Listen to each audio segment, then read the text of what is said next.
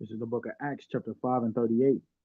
And now I say unto you, refrain from these men and let them alone. For if this counsel or this work be of men, it will come to naught. But if it be of God, ye cannot overthrow it, lest happily ye be found even to fight against God. Call hello Yahweh, Bahashem, Mashiach, Malak Yahweh Shah, for giving me the spirit and power to do this lesson. All right, so what I'm gonna go over today is it's like if you ever read Psalms 91, it's like reading Psalms 91, but it's Sirach chapter 2. But before I get into it, let me get warmed up right quick. So I brought out this because this is something that the world lacks the understanding of. If what we're doing, if it wasn't growing, then we would know for a fact this is not of God. But the fact that we're growing on a high frequency, a high level, to the point where everybody know who they is at this point. Everybody, even the heathens, know who we are, right? When we go into stores and grocery stores and all this, you can ask the brother and they vouch for me. It's way different energy, spirit, right? All of that, we couldn't look them in their face and all of that, man, is completely turned around where they're afraid to look us in our face. We was in a grocery store the other day, it was like three or four different couples. And they walking past us, but they swear that they did something bad. It's like they say, I'm sorry, excuse us, I'm sorry. And it's like you can feel the energy has changed, it's shifted. Now we have the power without even touching them. So imagine when we actually get our hands on them. It's just gonna be the utmost fear. But we're seeing the fear through the Lord already. They see us, they know what they did to us, they know the tables always turn. They know what you reap, what you sow. That's what you sow, right? But it said that they would be happily fighting against God, trying to tear down what the Hebrew Israelites are doing, which is the council. But it's not our council; it's the council of the Most High God, man. Right? But I'm bringing this out because if you if you've been watching, being a watchman, or if you're a woman been watching or watching videos, IRS just hired 87,000. Uh, they said just recruits, but they want these recruits to have their own firearm, and they have to be willing to use deadly force. Now, when we look at this, we'll be like, why the fuck would the IRS need 87,000 men that's willing to use deadly force? And their excuses for people who's not paying their taxes. So this is the Lord throwing us a gem, a nugget right now, telling us, okay, they're about to come. Because their excuses because it's people that's not paying their taxes. They said specifically middle class people. But we know that's a damn lie. That Satan always brings the truth and arrests lies. He showed us the truth by showing us that they're hiring 87,000 mercenaries, retired veterans. They're hiring those kind of people that's willing to use deadly force. And that's but like I said, the Lord threw us a gem. We have to get ready for it. But I'm making this lesson because there's nothing to be afraid of. Because Esau is trying to scare you. That's why he's allowing you to put it on the forefront. Also, he's allowing his peasants of his nations to put it on the forefront because Esau wants to scare you to make you stop doing what you're doing. Hey, but we're gonna spread this gospel regardless, man. We don't give a damn. They can come in here right now. I mean, I know they coming. It's nothing like knowing when somebody's coming and them catching you off guard. We know they're coming. But as soon keep this in your mental. The moment they come for you is the moment Yahweh's gonna bust their ass. Believe that. Keep that energy. Do not be afraid of nothing they're about to do. They're throwing out these diseases out. Don't worry about that, man. They're doing with the weather. They're opening the dams and they're flooding out the cities. Don't worry about that. Right? They're hiring 87,000 IRS mercenaries, and they literally said to use deadly force to kill people who is not paying their taxes. That's what they're saying. When we know that's a damn lie, they're going to kill the people that's more important than that, which is the Hebrew Israelites, man. I don't think every time you tell somebody they're Hebrew Israelite, you know how much vibration that carries. Whether the person you told that deny it or they agree to it. It's either they're going to heavily deny it and be mad about it and try to stay away from you, or they're gonna be drawn closer to you, man. Straight up. But this is Isaiah 41:10. This is what the Lord told us. Fear thou not, for I am with thee. Be not dismayed. Dismayed is confused. The Lord says, don't be afraid or confused. They ain't got nothing on you. There's nothing they can do. What information, what solid details or information or case can they use against you at any point? What do they have against you? We haven't did anything. We haven't touched anybody. They're about to do this because we're speaking the truth. Straight up. But guess what? Yahweh already told us y'all was coming to do that. Let me get that before I continue. Yahweh already told us. And the fact that he already told us, we're not afraid because Yahweh already told us what to do. Nothing. So this is John 16:1.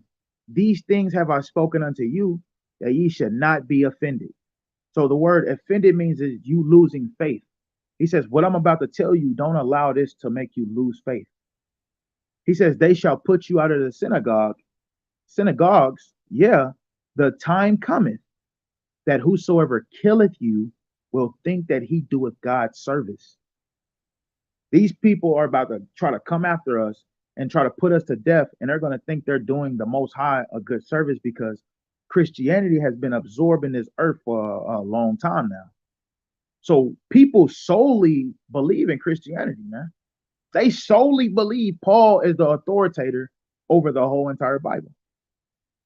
Or they wouldn't go directly to Paul every single time you bring up what Yahweh said. You're making it a battle between Yahweh and Paul at that point, when we know there's no battle. Paul said, follow me as I follow Yahweh. Right? But he says, the time cometh that whosoever killeth you will think that he doeth God's service. It says, and these things will they do unto you because they have not known the Father nor me. So that's something you have to keep in your bag too. But the Lord told us to not be afraid of this. You cannot be afraid. Like I wish I told Pilate, you can't do nothing unless my Father allow it. So if the Lord allow it, man, bro, go out with some honor. Go out with some honor. And I'm telling myself that too. Go out with some honor, man. Yahweh did. You cannot say you follow Yahweh all the way up until that point. Got to follow him all the way, man. All the way, even if that causes your death. And we don't know who that's gonna be. We don't know. It could be me. It could be you. We don't know. But you got to be ready for it. This lesson right here, going into the comfort of it, the comfort side of if you have to deal with that, or maybe you don't. The biggest thing in people's lives, 9 times out of 10, 8 times out of 10, is never, whatever you worry about the most, your biggest fear, most time it doesn't even happen to you. That's just a thought. Your biggest fear, like mine, my biggest fear is falling into a big ass snake mating pit. You'll be like, okay, but 8 times out of 10, that's not gonna happen. So don't let that allow you to lose faith, like Yahweh said. Just because some of these things are gonna happen, what does that mean? Does that mean the Lord don't love you? And that made me think of this precept right here. This is the wisest man on earth said this, and this should help you. Wisdom of Solomon 17:12. For fear is nothing else but a betraying of the succors, which reason offereth. So fear is nothing but your mind playing games on yourself. Like you walking on a bridge, and the only thing you're so afraid that you're thinking you're gonna fall. But then here it is, you walked across the whole bridge. So you betrayed yourself to think that. Some people, they get so afraid, so fearful when they walking across something like that, they will fall over because of how afraid they are, because they can't maintain their brain. But think about it, even in movies, when somebody's focused and they're not worried and they do it in calmness, it always be successful. That's how we have to be knowing what Esau is doing right now. We know this nigga's coming. It's getting closer and closer and closer. It's so close that Esau's not even hiding what he's about to do. He's not even hiding it no more. Because not only that, the IRS is hiring 87,000 of these people that they want to have their own firearms and be able to use deadly force. They found another document of the IRS buying a whole bunch of ammo for these men with these guns. So Esau is not even hiding no more. You done already pissed Esau off, man. Esau ready to come. And it don't matter if it's from the teacher, from the ones that's watching the videos, from the ones who's scoffing at the videos. Esau is coming for you. That's just what it is. And there's no getting away from that. Right? But fear is your own mind tricking itself, man. Your own mind. Understand that. That's why the Lord told us not to fear. Don't play yourself. Don't jug yourself. If I say I got you, I got you. If the Lord say he got you, he got you. So this is Isaiah 41:10. Fear thou not, for I am with thee. Be not dismayed, for I am thy God. And when you go into this word God, it's a Hebrew word. It means Elahaya or Elahayim. It means power. Right? Your power. I am your power. So imagine imagine when we look at like Marvel or we look at Mortal Kombat, things like that. Their powers is what makes them strong. Liu Kang power is shooting fire out of his hands. Sub-Zero can turn things into ice. These are their powers to make other people fear them, to make other people respect them, whatever the case is. That's why Marvel is so heavy, because of the powers that they have. We have the power. We have the power of the universe, the creator of the earth. There is nothing to be afraid of. He says, I will strengthen thee. He will make us strong. Yeah, I will help thee. Right? The Lord said he's going to help us when Esau try to come after us. That's all the Most High is waiting on. And Esau knows this. Esau knows as soon as he come after us, the Lord is going to intervene. He know this already. Right? And I'm going to show you how Esau know this because it's right here in the Bible. This is Isaiah 59:19. It says, so shall they fear the name of the Lord from the west and his glory from the rising of the sun. When the enemy shall come in like a flood, when Esau come in with that great wrath, Revelations 12:12, it says when he come in like a flood, and one thing about a flood, it comes in fast and it comes in hard. It says the Spirit of the Lord shall lift up a standard against him. That's the Lord coming in to intervene for his people. And not just his people, his elect people. The elect within the elect. Because we're the elect as a nation. But then you have an elect within the elect people. The elect within the elect. The 1/3, the remnant that he's going to bring through that fire. That's who he's talking to. He says, yeah, I will help thee. Yeah, I will uphold thee. Salakia, this is back to Isaiah 41:10. I will uphold thee with the right hand of my righteousness. Righteousness goes back to justice, right? Justice. Because we didn't do anything wrong, so the Lord is going to defend us. What did we do? What did you do wrong? Only thing it is, you came into the knowledge of who you are, truly. But they look at that as a crime. Man, I was just, the brother, Officer Aharon just sent in our chat, he posted a picture. It was a definition of a word. It was called like dopetamia, I believe it was. And I gotta remember it because I gotta keep this in my bag. But you know that they considered runaway slaves.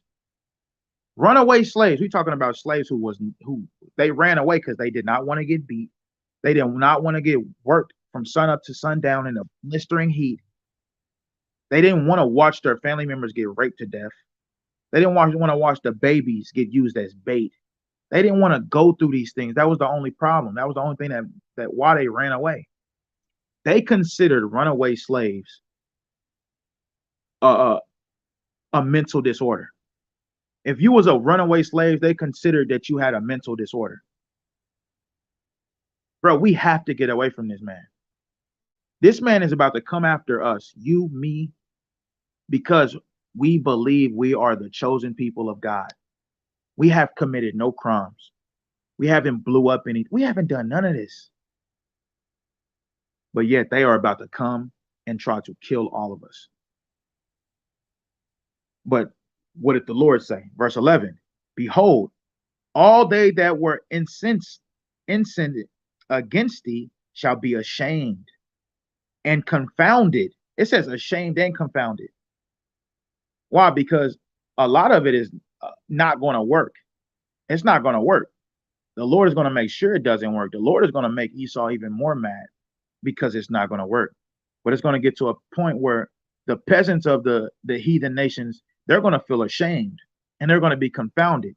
And that's where Jeremiah 16 and 19 come into play. Them being ashamed and confounded. Let me get it. I ain't even got into the Sirach 2 yet. So this is Jeremiah 16 and 19. And this is very important. O Lord, my strength and my fortress and my refuge in the day of affliction. Right? We're in those days now, but it's going to get worse. But in the days of affliction, the Gentiles shall come unto thee from the ends of the earth and shall say, surely our fathers have inherited lies. This is them being ashamed and confounded to the point where they come and agree, and they're doing it now. Or they wouldn't be kissing your boot. They wouldn't be bowing down in front of you. Esau worked too damn hard to have everything turned around on him to where he's bowing down to you. Esau is mad as fuck right now.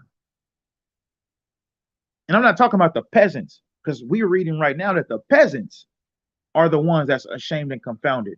They're the ones that's coming bowing down to us as of now. We're going to make the elites bow down to us later. And they know that. They know this for damn sure. That's why they're trying to get rid of us. It says, surely our fathers have inherited lies, vanity, and things wherein there is no profit. What did that profit you? We have the creator of the universe on our side. You had to know what you did to them, it was going to come back to you. You had to know this. You had to know that, but they didn't think like that. They thought that they was going to get away with this forever. They thought that their plan was successful. Right? But this is Isaiah 41. And it says 11 again. It says, behold, all they that were incensed against thee shall be incensed against thee, Shalakia, shall be ashamed and confounded. That we have it, Jeremiah 16 and 19. They shall be as nothing, and they that strive with thee shall perish. Strive with thee is when you striving with somebody, that means y'all having arguments, or y'all striving against each other. Y'all on the attack. Y'all ready for the attack. Y'all are in that warning situation, right? So anybody that strives against us, the Lord said they're going to perish. Perish means die, man. Now, the Lord is going to get rid of them the way he want to get rid of them. Whether he opened the earth, lightning, thunderbolts, floods, fires. He's doing it now, man. And that's Wisdom of Solomon chapter 5. All right. It says right here. It says, they shall be as nothing. They that strive with thee shall perish. Thou shalt seek them and shall not find them. Right? Even them that contended with thee, they that war against thee shall be as nothing. And when you look at that article with the IRS hiring them 87,000 agents, that's what that is, man. That is a small mercenary team to take out as many people as they can. And you best believe they're going to do it. They're going to come in the middle of the night when everybody's asleep. You just lay down with your spouse. You tired. You feeling, hey, that's when they're going to come. Esau knows when the majority of blacks go to sleep. Esau has the whole rap sheet on our background, man. Why you think he's the highest drink right now is Hennessy? Why you think they know? They know we love chicken, so that's the first thing they GMO'd was chicken, fried chicken. Now you got these buff ass chickens that people is eating, and they're not even considering that chickens really don't get that big unless you put steroids in them, and steroids have other things in them. This is his ways of warfare, man. Right? And he's gonna up the ante, man. He's gonna up it up, man. He's gonna up that thing on Jake. All right. But it says, verse 12, thou shalt seek them and shalt not find them, even them that contended with thee. They that war against thee shall be as nothing and as a thing of naught. Straight up, that's what you got. That's all you got to remember. Hey, challenge yourself. Man, that nigga ain't about to, you ain't about to do nothing, bruh. Boast in the Lord, man. Tell them you ain't about to do nothing. And if they do, be like, the Lord is letting you do this. You ain't nothing, bro. Read First Maccabees chapter 6 and chapter 7. And you can get some courage reading those. Them our forefathers and foremothers was not afraid of Esau, man. You shouldn't be afraid of Esau either. None of his tactics, none of his scare tactics, right? And I'm going to show you why. Because this is Psalms 33 and 10. The Lord bringeth the counsel of the heathen to naught. Understand that. The Lord is not going to allow them to be successful in what they're doing. They're just not. They're going to fail. At every angle, they're going to fail. It says he maketh the devices of the people of none effect. Straight up, man. That's all we have to remember. The Lord is not going to allow them to be successful as they want to be. So let's go back to Isaiah 41. Isaiah 41 and 13. For I, the Lord thy God, will hold thy right hand, right, by way of angels, protecting us, right? What he's saying in Psalms 91, lest he said he will keep thy feet, lest I dash thy foot against a stone. That's symbolic for nothing is going to happen to you. We're talking about in a time that the earth has never seen on earth.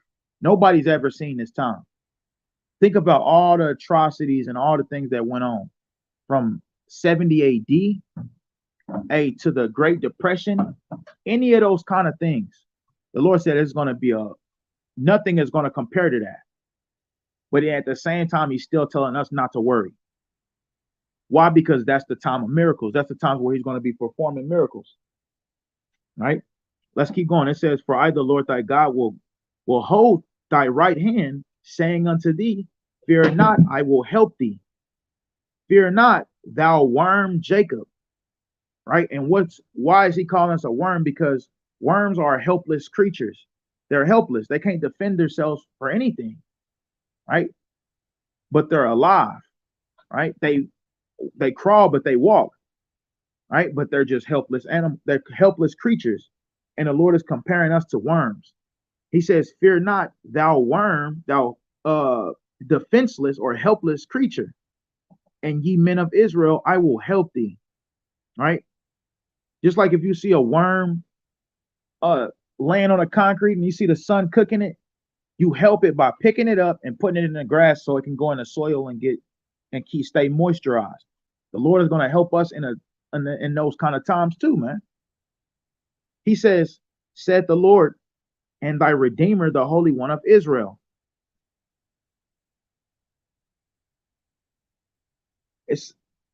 And we can leave it off on that because we still got to get this Sirach chapter 2. But man, there is nothing to worry about in the days that we're approaching. Wow.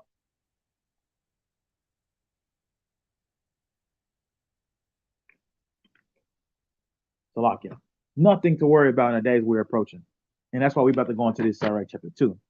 Because even though we have nothing to worry about, we all have to be tested at the end of the day. Right? But we should come out as gold. Right? One thing about gold is when you first put it in the fire is the trials, tribulations, temptations. When you first put it in the fire, it burns all the zinc and the unnatural, unwanted minerals in it. But then what happens after it burns all of that stuff out? It shines.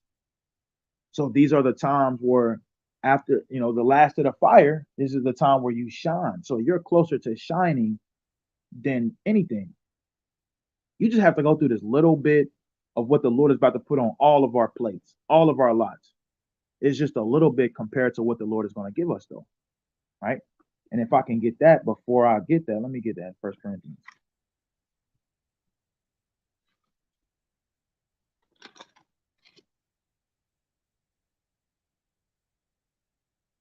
So this is First Corinthians 2:9. But as it is written, I have not seen nor ear heard, neither have entered into the heart of man the things which God had prepared for them that love him. Right? And it talks about also in Corinthians how the little bit of chastisement that we're going to have to go through cannot compare to what the Lord is going to give us. It cannot compare to what the Lord is going to give us. So whatever we about to go through, man, it's going to be small. It's minor, man. Right? But for the most part, the Lord ain't going to let nothing happen to us. Right? If you ask me, I think the things that we're going to be struggling with, dealing with, that's going to make us feel any type of way is not having a comfortable bed, not having a house to go back to, things like that. Not having a car, you got to walk around everywhere. Those kind of things. Those are the only things I believe that we're going to have to deal with, man. 1 second.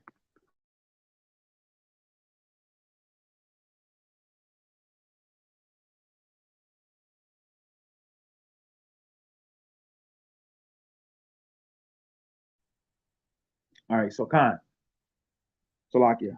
So from there, let's go to Sirach chapter 2 right quick. Sirach chapter 2:1. It says, My son, if thou come to serve the Lord, prepare thy soul for temptation. Right? That's when you come into the truth. You have to be tested by wisdom. Wisdom has to torment you with her discipline. Right?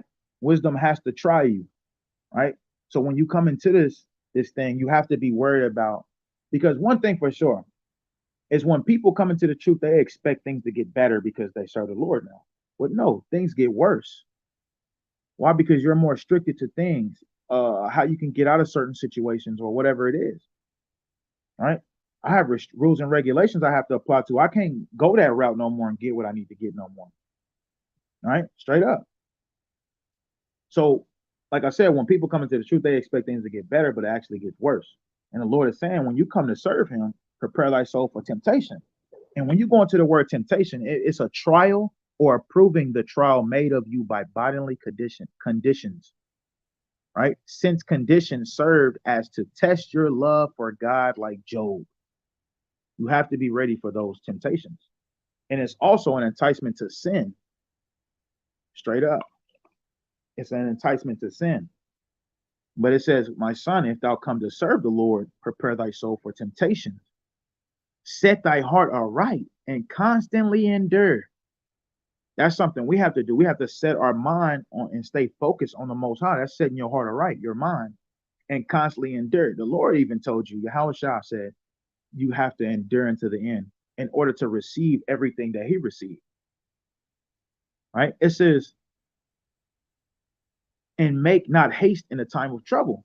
Right? Don't be hasty to do your own, to make your own decision just because the Lord ain't come when you wanted him to. This is where you test your own patience. You try your own patience. It says, cleave unto him and depart not away, that thou mayest be increased at thy last end. Right? So that's it's the first part is going into endurance still, but then it says thou mayest be increased at thy last end. So all of this is for you to be proved, just to make sure that the Lord want to give you what he's about to give his elect. You have to be tried, man. And that's even reality. Like, before you say somebody's your best friend, they have to be tried. Now, there are certain situations where a person approved more and quicker than the next. If you with a brother, say I'm with a brother, and I get into a fight with somebody, and he in there, he trying to help every chance he got. He making sure I don't get jumped. Somebody do walk up, he making sure he walks up. He making sure he meeting them halfway, right? You having financial problems, he's there, he's helping you. You don't even got to ask him. He can prove he's more of a best friend faster, but he still has to be proved. nonetheless, man. So it says that thou mayest be increased at thy last. So the Lord has to prove us, man. The Lord has to prove us. He has to put us through things and to see if we're going to keep our mind stayed on him at the last end. And if we do, we receive everything Yahweh Shah received. Yahweh Shah is going to share that with us. That's why he said, my father, my father. He made everything go back to the Father because he know what he was receiving was from the Father. And whatever he received from the Father, being that profitable servant, he's going to share with his elect, which is everything. Yeah, how shall I talk about giving people 100-fold? Whatever that is, I want to see what it is, even if it's not me. I want to see what 100-fold is. I want to see it being given to one of his elect, Lord willing.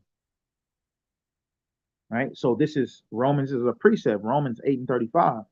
He says, who shall separate us from the love of Hamashiach? Shall tribulation?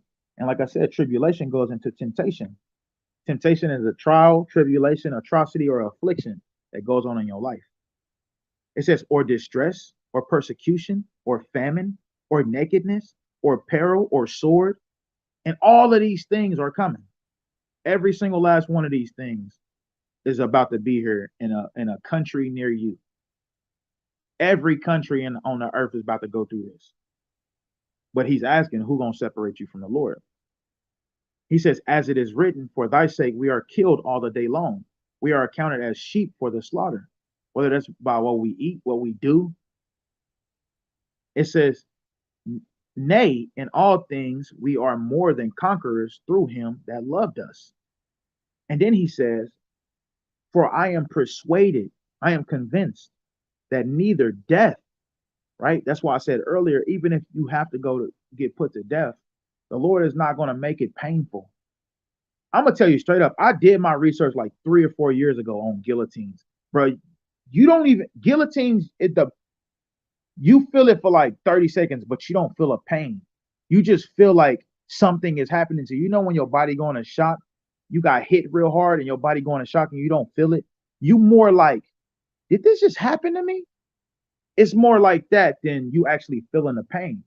And that's how they was explaining it when you in a guillotine. So that's another way of the Lord having mercy on you, them putting your head in the guillotine. If that's your lot, that is mercy right there. That's how you have to look at these things. That's mercy. Versus you being put in a damn electric chair, right? Because they just put Jake, I think it was in Mississippi, they just put Jake in the electric chair. And this nigga fried for 3 hours. Like, come on now.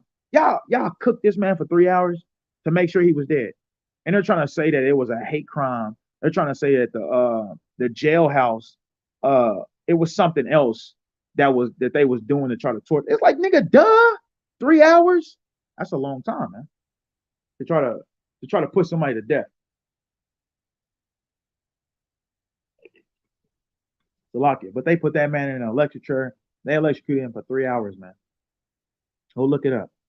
It says, nor death, nor life, right? Nor angels, nor principalities, nor powers, nor things present, nor things to come, nor height, nor depth, nor other creature shall be able to separate us from the love of God, which is in Yahweh Shah Hamashiach our Lord. Hamashiach Yahweh Shah our Lord. Nothing should be able to separate you from the love of the Lord, man. Nothing in this world.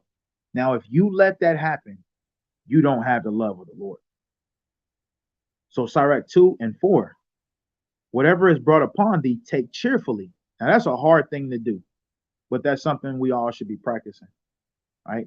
Crack up. When something bad happens, just crack a laugh and try to keep that smile for the rest of the day. That's how you practice that. It says, and be patient when there are changed to a low estate. Now the time's coming where we're going to be pilgrims on the earth. That is the lowest we can be. It's homeless, right? He said, be patient when we're changed to that lower state. Why? Because it's not going to be forever. That's why we need to be patient. It's not forever. It's just for a moment of time to try people and to destroy the rest. All right. Because in order for the Lord to make the world suffer, he had to take everything. even from us, because if he left us in our house or apartment and just took care of us, what do you think the world is going to come banging at your door and trying to take what you got because you're comfortable. So the Lord has to take away everything. So it's going to get a bit uncomfortable. But the Lord says, be patient when you're in this lower state. Then he says, for gold is tried in the fire, and acceptable men in the furnace of adversity. Right? Gold tried in the fire is, like I said earlier, the adversity goes back to temptation, trials, tribulations, adversities, afflictions, and atrocities. Those all go into the same words, right? And it's talking about you going through something. So he says, for gold is tried in the fire, just like how you try gold to make sure it's real. And if it come out shiny, it's real gold. And acceptable men in the furnace of adversity. So if you get thrown in a whole bunch of adversity and you come out, you like gold. And that's why you look at your life. Some people, we can look at our lives and we be like, why the fuck am I going through all of this? You are in the furnace of adversity, my brother, my sister. And you have to come out as gold. You better come out as gold. Verse 6, believe in him and he will help thee. Right? So we have to trust the process. Believing in the Most High is trusting whatever he's putting on your plate, whether somebody leave, whether things get taken away from you, like Job. Job's whole family was snatched away from him. His children, his wife turned on him. He had boils from his head to his feet. All of these things, that's the furnace of adversity that Job went through. That's why that story is there for us to read and learn and understand. So he says, believe in him, trust in the process, because he's doing it for a reason. He's not doing it, he's not putting you through this stuff because he hates you. He's doing it because this is going to help you out whether you see it or not. Right? And that makes me think of another precept. Look, I'll get another one for you, give you a little bit more understanding. In Second Ezra, right here, Second Ezra chapter 9 and 22. I'm gonna just get the point. He says, let the multitude perish then, which was born in vain, and let my grape be kept. And this grape being kept is the remnant, the elect. Like I said, when you come into this truth, it gets worse. And it's not because it's for your destruction. It gets worse because this is how you be purified. Step into this. He says, buy gold of me. That's what the Lord said in Revelation 3. He says, I counsel you to buy gold from me. That means go through whatever I'm about to put you through. And I'm telling you, it's going to work. It's going to work for you. You're going to come out a whole new man. Right? Wisdom, knowledge, and understanding. And the ability to apply it. Just accept whatever the Lord put on your plate, man. And that goes for in Jacob's trouble too. And I hope you take that with you. Whatever the Lord put on our plate, we have to accept it. It says, let the multitude perish then, which was born in vain, and let my grape be kept, my remnant, and my plant. For with great labor have I made it perfect. So the Lord is going to put us through great labor in order to make us perfect. And a lot of people gonna come out as bad gold, as dross, right? Reprobate silver. But we have to make sure, no matter what happens around us, that we stay diligent, we stay focused. Man, and I hope to the Most High, I pray to the Most High that y'all make it, man. So let's keep going. He says, believe in him. And the only reason why I say that, because I think me saying that, because I think about the family that I do got, the friends that I do got, they're gone, man. Only one I got to talk to is y'all. Hey, and people don't say this, like, I don't hold on. I try my best not to hold on to things that I know the Lord is getting rid of, right? Friends, family, all those people are gone. They don't call me. I don't call them. They're all just gone, right? And me and my wife was talking about this. Like, even her family and friends, they all gone. So our family is the ones that's in this truth, right? The ones that we wanted to be our family, the Lord had a different situation for us. But it says, believe in him and he will help thee, order thy way aright and trust in him, right? Not trusting in your own self, stocking food up, loading up on guns, doing all this. because that's not going to help you. The Lord says, trust in him. He will help you. And he compared you to a worm. So no matter what you stock up on or get ready for, you're still helpless. He says, ye that fear the Lord, wait for his mercy and go not aside lest ye fall. If we try to go outside of what the Lord instructed us to do and try to handle things on our own, we're going to fall. We're going to fall into a ditch. But he says, wait on his mercy. Whenever the Lord decides to have mercy on you and pull you out of it, that's just what it's going to be. Hey, and he might pull you out of it by putting your head in a guillotine. If that scares you, then your own mind is betraying yourself because you thinking that it's over. When Yahushua already gave us the assurance that we can be raised from the dead. That's what Yahushua died and being raised up on a third day. It was your assurance that the Lord can raise you up after you die. Death is just you sleeping. That's all it is. It says, and that's, I believe that's Psalms 17, it says that. Or it might be Psalm 13. But it says, so like ye that fear, verse 9, ye that fear the Lord, hope for good and for everlasting joy and mercy.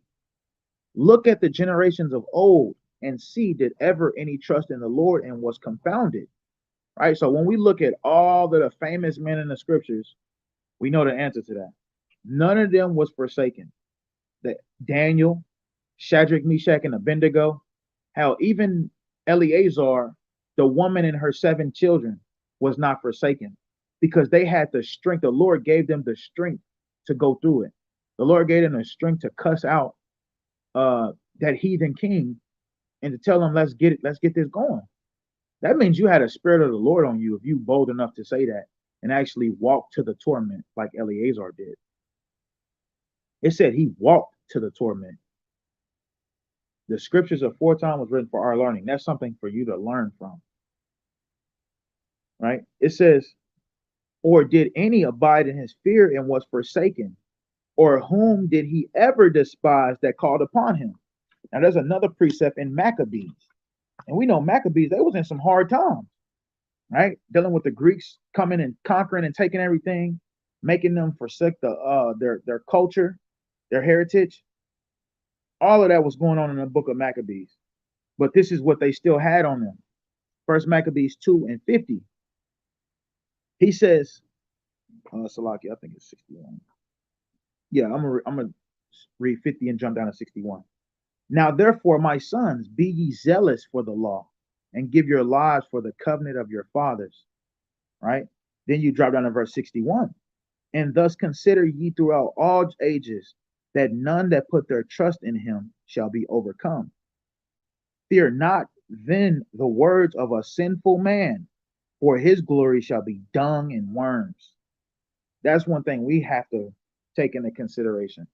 The Lord is not going to forsake us, but the ones who come at us, we're really not supposed to be fearing what they talking about. They ain't talking about nothing, man. It ain't like that they can cast us into the lake of fire anyway. They're the ones that's going to be cast into the lake of fire. All right, but let's keep going. It says, verse 11, for the Lord is full of compassion and mercy, long-suffering and very pitiful, and forgiveth sins and saveth in the time of affliction. Now, this made me think of Romans chapter 9, right? We be always wondering why the Lord ain't coming back now, why he not coming back now, because he's giving you time to get yourself together. Because if you're not together when he comes, he's a just God. You have to be destroyed. That goes for every last one of us. If he come back right now and you not where you're supposed to be, he has to destroy you because he's a God of his word. Right? So this is Romans chapter 9 and 21. Have not the potter power over the clay of the same lump to make one vessel unto honor, Jacob, and another unto dishonor, Esau? What if God, willing to show his wrath, the Lord wants to show his wrath and to make his power known, right, by sending forth plagues, right? Whether it's all the plagues that he got from Egypt, the plagues of Deuteronomy 28 that's going to be reversed on the heathen, anything like that. That's how the Lord show forth his power, right? Using nature against you. That's what he's going to do. It says, endureth with much long suffering the vessels of wrath fitted to destruction. So the Lord is showing mercy upon the vessel that's honored. He's showing mercy upon it. That's why it's taking him so long, but he wants to destroy the wicked. But he's waiting on you to get yourself right because, like I said, he's a just God. He's a righteous God. When he come back and we're not where we're supposed to be, we have to be destroyed. Straight up, man. That's why we have to get ourselves together now. So going back to Sirach chapter 2 and 11, for the Lord is full of compassion, right? Let me write this down, Salakia.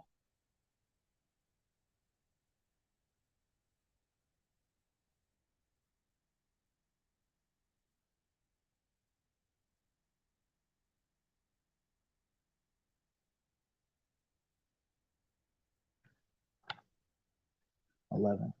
All right, time. I'm gonna read it again. For the Lord is full of compassion and mercy, long suffering and very pitiful, and forgiveth sins and saveth in a time of affliction. That should be a comfort scripture by itself. You should just read that every morning or every night, wherever. You should just read this.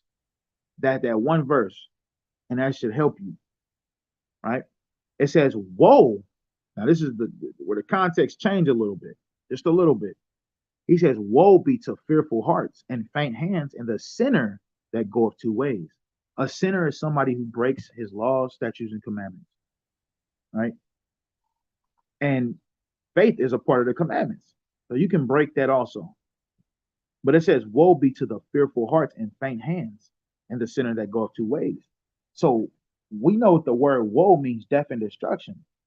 But let me show you something else. What Yahweh said in Revelation 21 about fearful people. Right? So this is Revelation chapter 21 and 7. He that overcometh shall inherit all things, and I will be his God, and he shall be my son. But the fearful, that's the first thing it said. The fearful and unbelieving and abominable and murderers and whoremongers and sorcerers and idolaters and all liars shall have their part in the lake which burneth with fire and brimstone, which is the second death.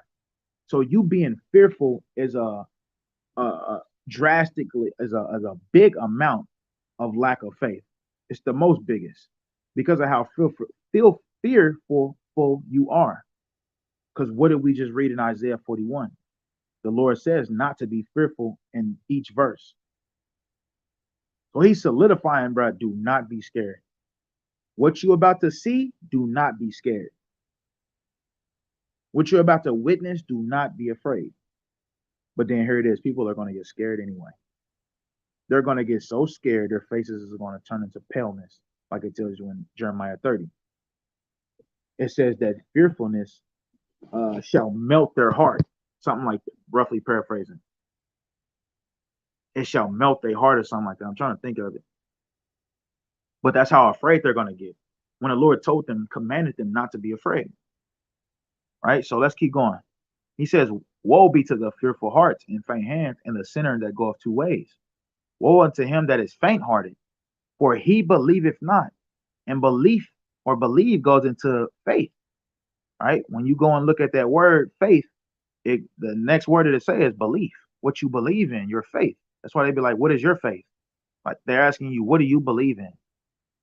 So he said, he believeth not, he has no faith. Therefore shall he not be defended. And that's part of the reason why I'm bringing this Sirach 2 up, because the Lord said this.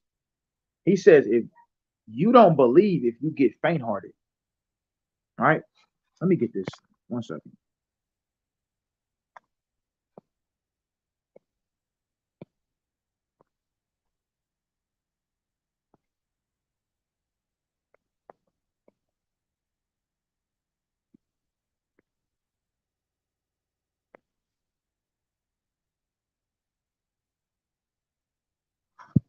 All right, God, I'm going to read this one more time.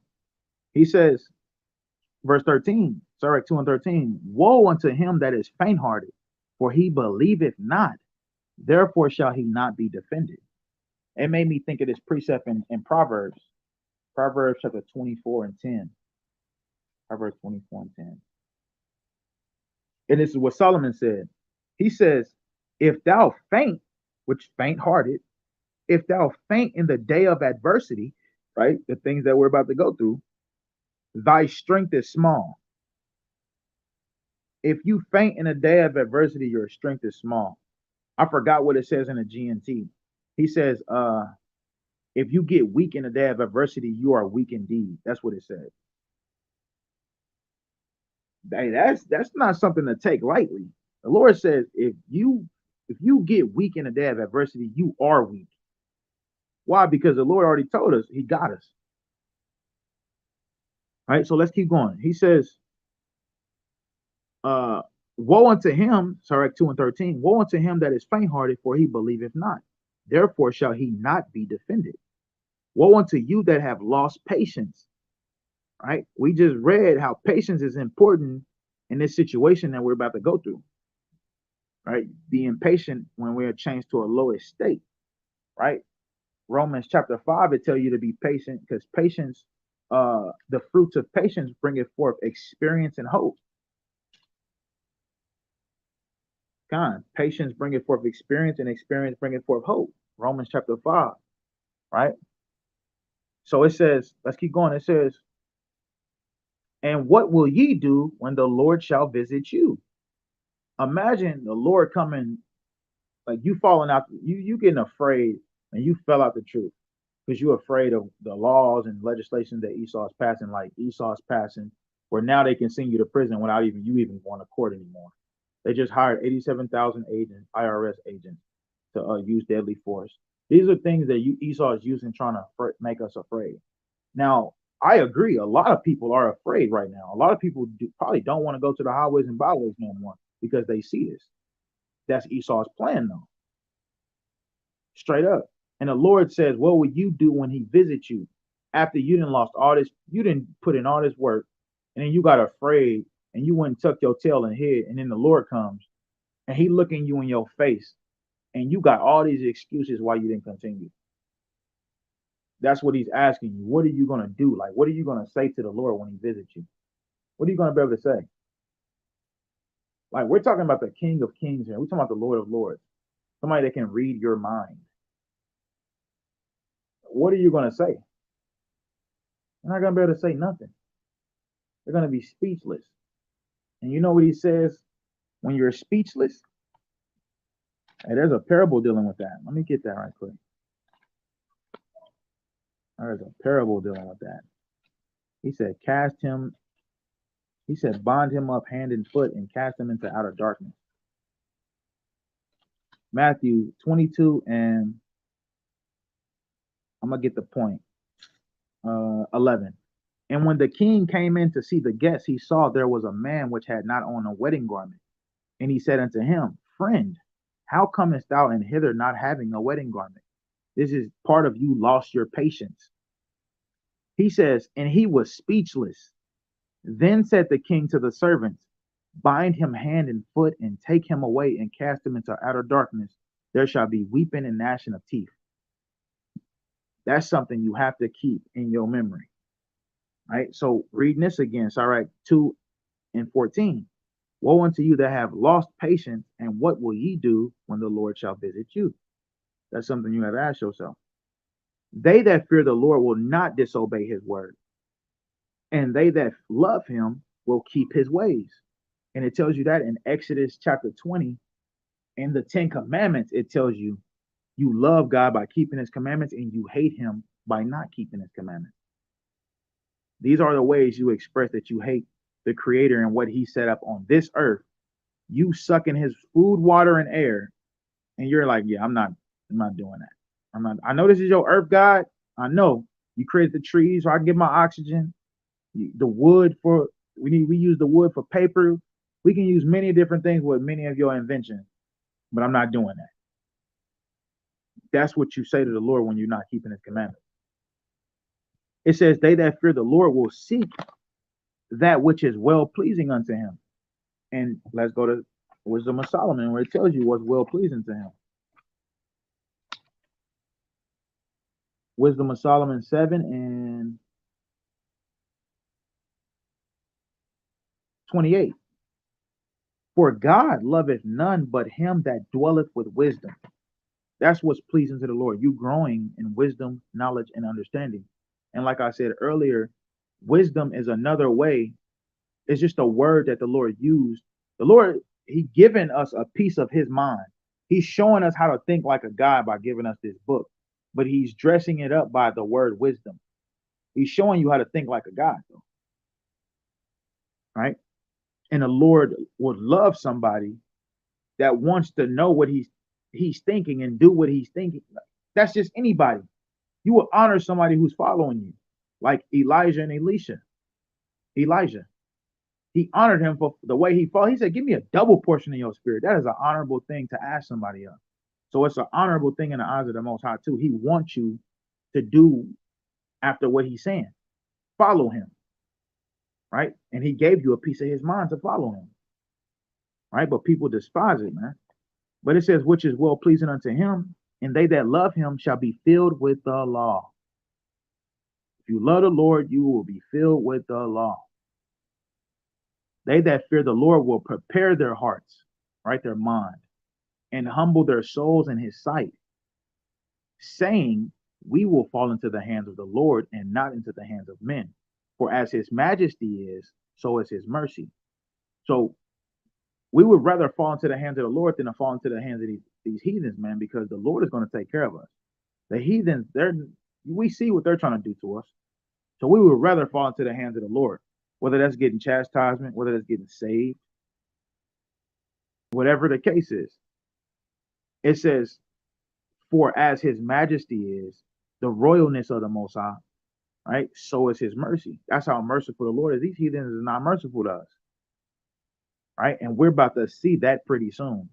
How mercy if Esau did away with that damn hating Jacob's nature, right? Like in Genesis 27, where he says, when my father died, I'm gonna kill Jacob. Esau, that mentality has never went anywhere.